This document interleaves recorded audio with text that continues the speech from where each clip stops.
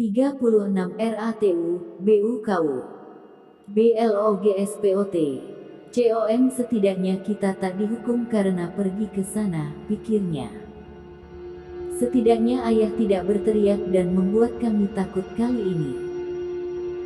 Dan setidaknya ayah telah berjanji untuk mengajak kami ke lantai bawah dengannya secepatnya dan menjelaskan kepada kami apa dia kerjakan di bawah sana. Pemikiran itu membuat Margaret merasa jauh lebih baik. Dia merasa lebih baik sampai keesokan paginya ketika ia bangun pagi-pagi dan turun untuk membuat sarapan. Yang mengejutkan, ayahnya sudah bekerja, pintu ruang bawah tanah tertutup rapat, dan sebuah kunci telah dipasang di pintu. Tanda merek terdaftar Ratu Buku. Sore Sabtu berikutnya, Margaret di kamarnya, berbaring di atas tempat tidur, berbicara dengan ibunya di telepon. "Aku benar-benar menyesal tentang Bibi Eleanor," katanya, sambil memutar kabel telepon putih di sekitar pergelangan tangannya. "Operasi tidak berjalan sebaik yang diharapkan," kata ibunya, terdengar sangat lelah. "Para dokter mengatakan dia mungkin harus menjalani operasi lain. Tapi mereka harus menambah kekuatannya lebih dulu. Kukira ini berarti Anda tak akan datang segera pulang," kata Margaret sedih. Mrs. Brewer tertawa. "Jangan bilang kau benar-benar merindukanku." Ya, aku Margaret." Dia mengangkat matanya ke jendela kamar tidur. Dua burung pipit telah mendarat di luar di ambang jendela dan berceloteh penuh semangat, mengacaukan pikiran 37 RATU, BUKU, BLOGSPOT, COM Margaret, sehingga ia sulit untuk mendengar ibunya di atas jaringan yang terpecah dari Tucson. "Bagaimana pekerjaan ayahmu?" Mrs. Brewer bertanya. "Aku berbicara dengannya semalam, namun ia hanya mendengus. Dia bahkan tak mendengus kepada kami." Margaret mengeluh. Dia menahan tangannya di atas telinganya untuk meredam burung berceloteh. Dia tak mengucapkan sepatah kata pun. "Dia bekerja sangat keras," jawab Nyonya Brewer. Di belakangnya, Margaret bisa mendengar beberapa jenis pengumuman dari pengeras suara. Ibunya menelepon dari telepon umum di rumah sakit. "Dia tak pernah keluar dari ruang bawah tanah," keluh Margaret, sedikit lebih pahit daripada yang ia maksudkan. "Eksperimen ayahmu sangat penting baginya," kata ibunya.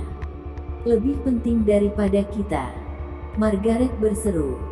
Dia membenci nada cengeng dalam suaranya. Dia berharap dia tidak mulai mengeluh tentang ayahnya melalui telepon. Ibunya sudah cukup khawatir di rumah sakit.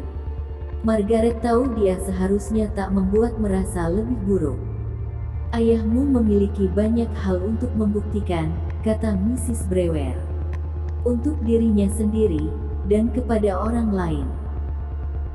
Aku pikir dia bekerja begitu keras karena dia ingin membuktikan kepada Pak Martinez dan yang lainnya di universitas bahwa mereka salah memecatnya. Ia ingin menunjukkan kepada mereka bahwa mereka membuat kesalahan besar. Tapi dulu kita melihatnya lebih banyak sebelum dia di rumah sepanjang waktu," keluh Margaret. Dia bisa mendengar napas panjang ibunya tak sabar. 38 RATU, BUKU, BLOGSPOT, COM, Margaret, "Aku mencoba menjelaskan kepadamu. Kau cukup dewasa untuk mengerti. Maafkan aku," kata Margaret cepat. Dia memutuskan untuk mengubah topik pembicaraan. Dia tiba-tiba mengenakan topi bisbol. "Siapa Casey?" "Tidak, Bu," jawab Margaret. "Ayah." Dia mengenakan topi Dodgers. Dia tak pernah melepasnya. "Sungguh." Mrs. Brewer terdengar sangat terkejut. Margaret tertawa. "Kami mengatakan bahwa dia terlihat sangat norak di dalamnya, tetapi ia menolak untuk melepasnya." Nyonya Brewer tertawa juga. Oh, saya dipanggil," katanya.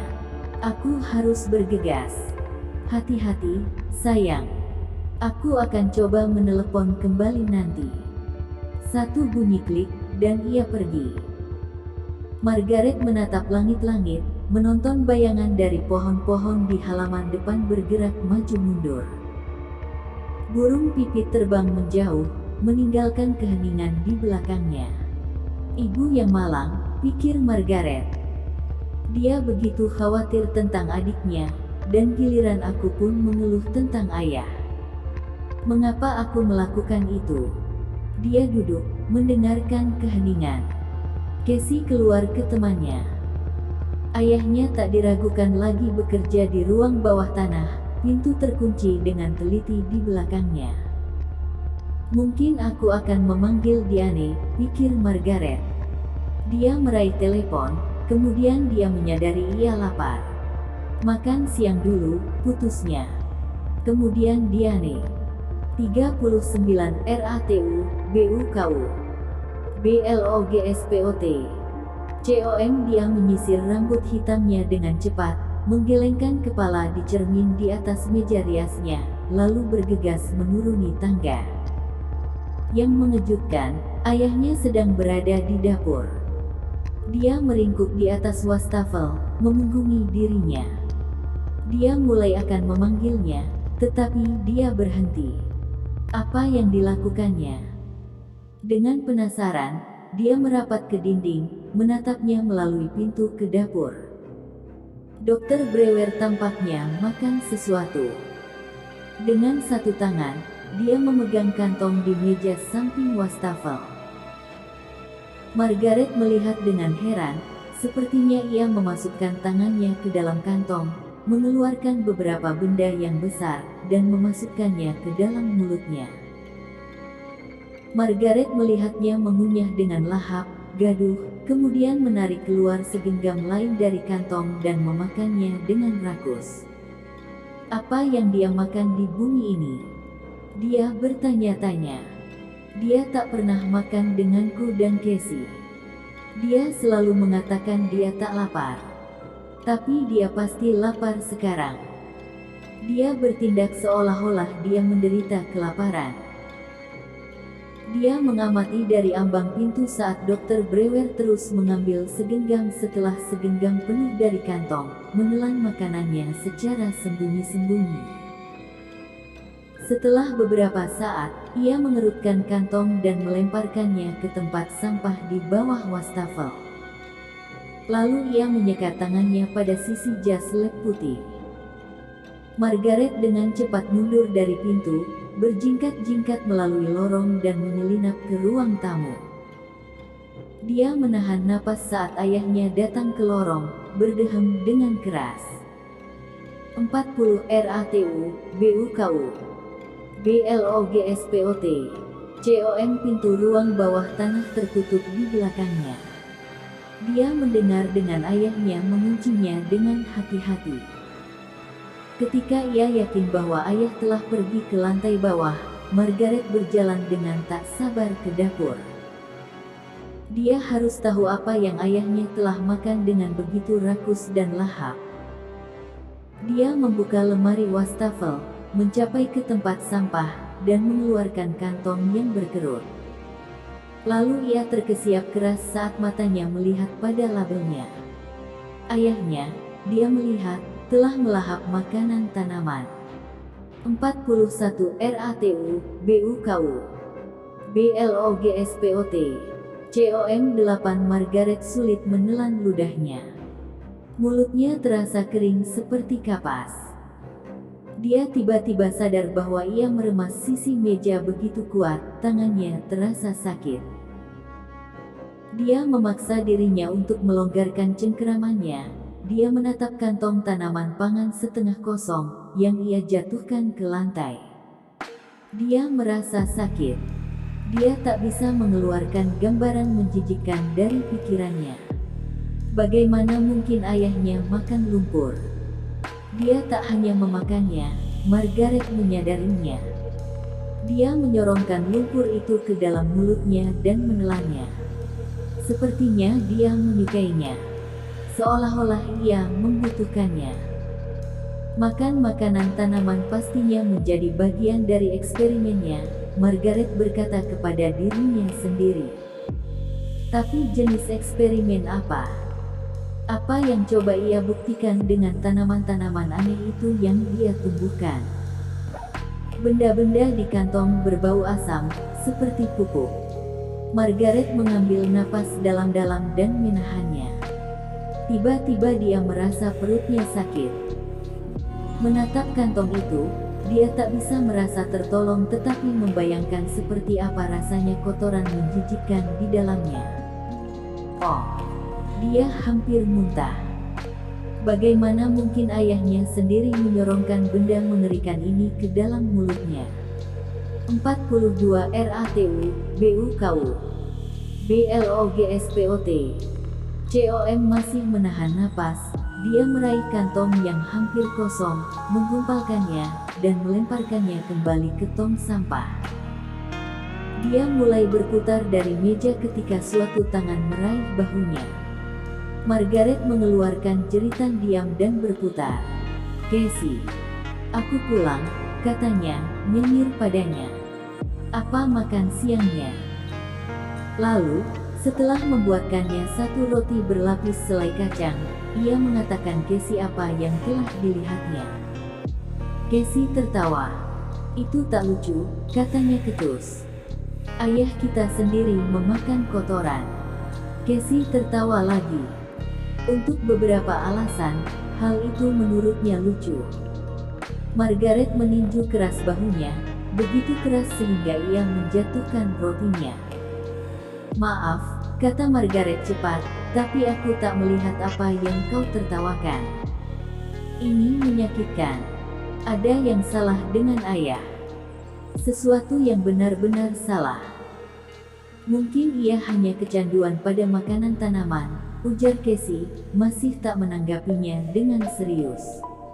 "Kau tahu, seperti halnya kau kecanduan madu kacang panggang itu." "Itu beda," bentak Margaret. "Makan kotoran itu menjijikkan. Kenapa kau tak mau mengakuinya?" Tapi sebelum Casey bisa menjawab, Margaret melanjutkan, membiarkan semua ketidakbahagiaannya keluar sekaligus. "Apakah kau tak melihat ayah telah banyak berubah? Berubah banyak. Bahkan sejak ibu pergi. Dia menghabiskan lebih banyak waktu di ruang bawah tanah." "Itu karena ibu tak ada," sela Casey. 43 RATU, BUKU, BLOGSPOT, COM, "dan dia begitu tenang sepanjang waktu dan begitu dingin kepada kita," lanjut Margaret, mengabaikannya. "Dia tak berbicara kepada kita sepatah kata pun. Dia dulu bercanda betul dan bertanya kepada kita tentang pekerjaan rumah kita. Dia tak pernah mengucapkan kata-kata manusia. Dia tak pernah memanggilku putri atau gendut cara yang biasa dilakukannya. Dia tak pernah." "Kau benci nama-nama itu, gendut," kata Casey, cekikikan dengan mulut penuh selai kacang. "Aku tahu," kata Margaret tak sabar. "Itu hanya contoh. Jadi apa yang coba kau katakan?" tanya Casey. Ayah keluar dari pohonnya. "Bahwa dia benar-benar menjadi pisang." Aku tak tahu," jawab Margaret frustrasi. Menyaksikan dia menelan makanan tanaman yang menjijikkan, aku punya pikiran mengerikan bahwa dia berubah menjadi tanaman." Casey melompat, menyebabkan kursinya menggesek ke lantai. Ia mulai berjalan terhuyung-huyung di sekitar dapur, seperti zombie, matanya terpejam, tangannya terentang kaku di depannya. "Aku manusia tanaman ajaib," katanya, berusaha membuat suaranya terdengar tebal dan mendalam. "Tak lucu," desak Margaret, menyilangkan lengannya di depan dada, menahan rasa gelinya. "Manusia tanaman melawan wanita rumput," kata Casey, berjalan terhuyung-huyung menuju Margaret.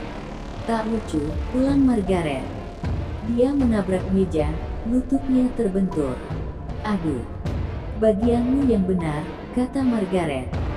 44 RATU, BUKU. BLOGSPOT. COM, manusia tanaman terbunuh. Ia berteriak, dan bergegas ke arahnya. Dia berlari tepat kepada Margaret, dengan menggunakan kepalanya sebagai pendobrak bahunya. Casey, bisakah kau menghentikannya? Dia menjerit. Beri aku waktu istirahat. Oke. Casey mundur. Jika kau akan melakukan untukku satu hal. Apakah hal itu? Tanya Margaret, memutar matanya. Buatkan aku sandwich lagi. Tanda merek terdaftar Ratu Buku Senin sore setelah sekolah. Margaret, Casey, dan Diane melemparkan frisbee bolak-balik di halaman belakang rumah Diane. Hari ini hangat berangin, langit dihiasi dengan gelembung awan putih kecil. Diane melemparkan tinggi cakram. Cakram melayang di atas kepala Casey ke barisan pohon jeruk wangi yang membentang di belakang garasi berdinding papan. Casey berlari sesudahnya dan tersandung alat penyiram yang menonjol 1 inci di atas lumpur. Kedua gadis itu tertawa. Sambil berlari Casey melemparkan frisbee itu ke Margaret. Dia meraihnya, tapi angin membuatnya melayang dari tangannya. Bagaimana rasanya memiliki seorang ayah ilmuwan gila? Tanya Diane tiba-tiba. Apa? Margaret tak yakin akan apa yang didengarnya. Jangan hanya berdiri di sana. Lempar itu, desak Casey dari samping garasi. 45 RATU, BUKU. BLOGSPOT.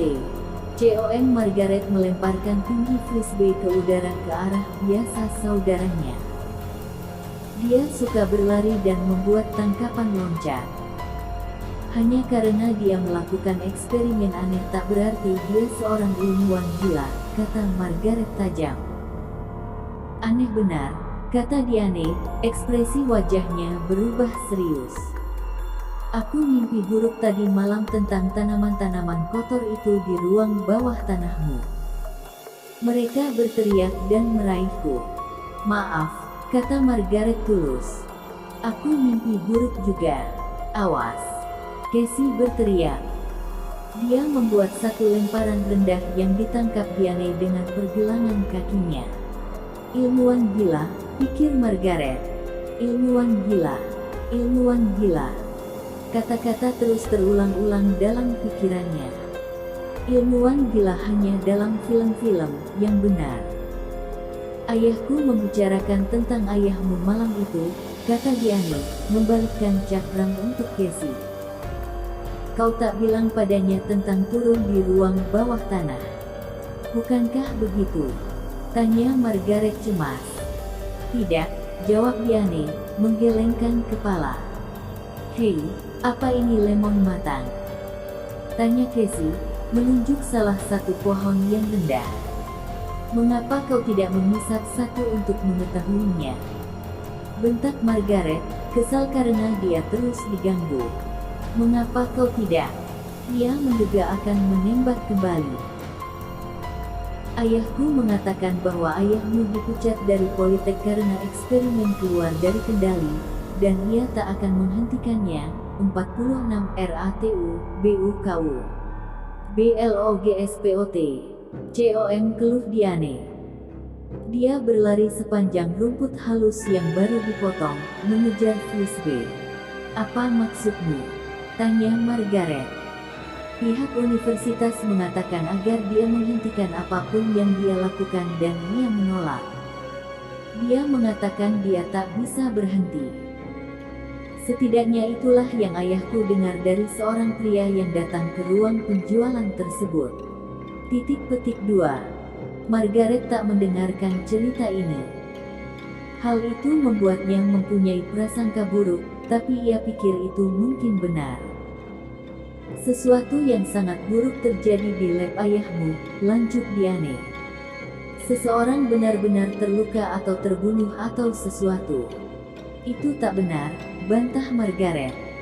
Kita pasti mendengarnya jika hal itu terjadi. Ya, mungkin. Diane mengakuinya. Tapi ayahku berkata ayahmu dipecat karena ia menolak untuk menghentikan eksperimennya. Yah, itu tak membuatnya seorang ilmuwan gila, kata Margaret membela diri. Tiba-tiba dia merasa harus membela ayahnya. Dia tak yakin mengapa. Aku hanya mengatakan apa yang kudengar, kata Diane, dengan kasar dia mengibaskan rambut merahnya. Kau tak harus menggigit kepalaku. Mereka bermain untuk beberapa menit lagi.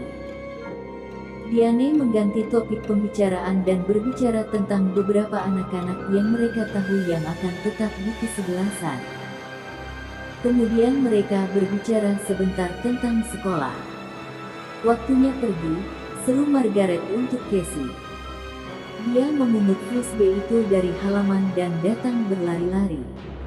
47 RATU, BUKU, BLOGSPOT, COM, nanti akan kuhubungi, kata Margaret pada Diane, memberinya lambaian kecil. Lalu ia dan Casey pulang dengan berlari-lari kecil, memotong melalui halaman belakang yang lazim. Kita butuh satu pohon jeruk, kata Casey saat mereka melambat untuk berjalan. Itu keren. Oh, ya, jawab Margaret sinis.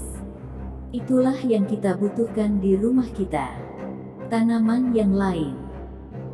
Saat mereka melangkah melewati pagar ke halaman belakang mereka berdua terkejut melihat ayah mereka. Dia berdiri di terali memeriksa sekelompok mawar merah muda. Hei, yah, panggil Casey. Tangkap. Dia melemparkan frisbee itu kepada ayahnya. Dr. Brewer berbalik sedikit terlalu lambat. Frisbee meleset ke kepalanya, menjatuhkan topi dodgesnya. Mulutnya terbuka lebar karena terkejut. Dia mengangkat tangannya untuk menutupi kepalanya. Tapi sudah terlambat. Margaret dan Casey menjerit terkejut saat mereka melihat kepalanya. Pada awalnya, pikir Margaret rambut ayahnya sudah berubah hijau. Tapi kemudian ia dengan jelas melihat bahwa tak ada rambut di kulit kepalanya. Rambutnya tak ada. Semuanya telah rontok. Di tempat rambutnya, Dr. Brewer punya daun hijau terang tumbuh di kepalanya. Oke sobat, sampai di sini dulu cerita Jauhi Ruang Bawah Tanah. Like cerita ini kalau kalian suka, dan di-share. Jangan lupa subscribe channel ini, agar mendapatkan notifikasi update untuk part selanjutnya. Terus nantikan keseruan part selanjutnya. Selamat berimajinasi.